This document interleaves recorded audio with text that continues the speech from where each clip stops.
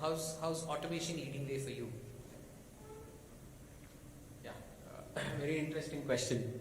So, of course, I think of all the lot that we are sitting here, because we are dealing in cross-border trade, right, it becomes all the more relevant for us to not only look at the Indian side of it, but also the foreign side of it, where most of our buyers are based out of, right, be it US, UK, Singapore, or Hong Kong, or any of those states. So while money laundering is also done at an individual level, right, for us it is equally also important to not only look at the money laundering piece, but also look at the PEP, like politically exposed people. We also have to look at entities and individuals which are sanctioned, for example, sanctioned by the US or sanctioned by EU, right? Or for example, people who are related with terror financing.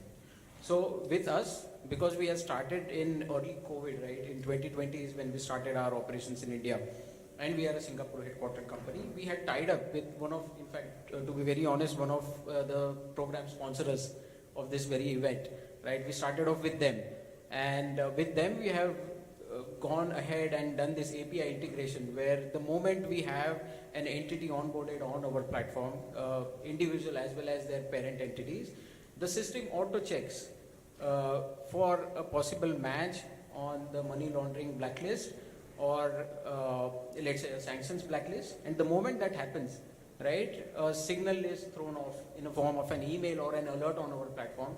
And the moment that has, it appears on our system, we are able to quickly identify whether we should go ahead with this particular individual or a company or not. Then there is another thing, right? Because we are into cross-border trade, we are also analyzing the vessels or the ships on which the goods go from, let's say, India to other geographies.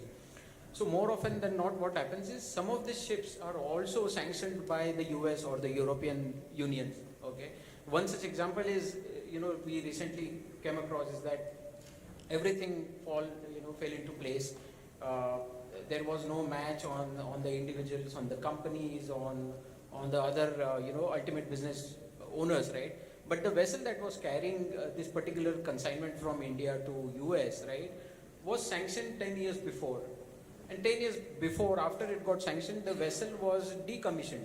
And the article read that it was sent for scrapping in Ahmedabad. And then all of a sudden, after 10 years, the same vessel carrying the same International Maritime Organization number appears in Chennai. So that is something that we came to know because we were using this tool which was powered by AI. So yeah, that is my take on it. Clearly looks like without automation.